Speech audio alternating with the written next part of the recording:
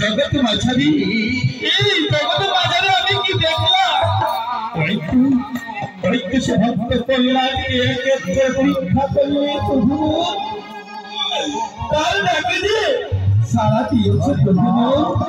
তাই তো সে কল্যাণ তার সেনাপতিকে নিয়ে সমস্ত নগরে ভিক্ষে করে তাই কৃষ্ণ নাম গুণগান করে তোমাকে পুষ্পাঞ্জলি দেবে প্রভু তুমি দর্শক দেবে না সর্বনাশ তবু ছাড়িয়া নাশ তাই হল আমি জগতের দাসী নারায়ণ নারায়ণ নারায়ণ এই তো তার পিতা বিবিধ রত্ন দেবে তাই তো কল্যাণকে রক্ষা করবে না প্রভু দেখবে আমি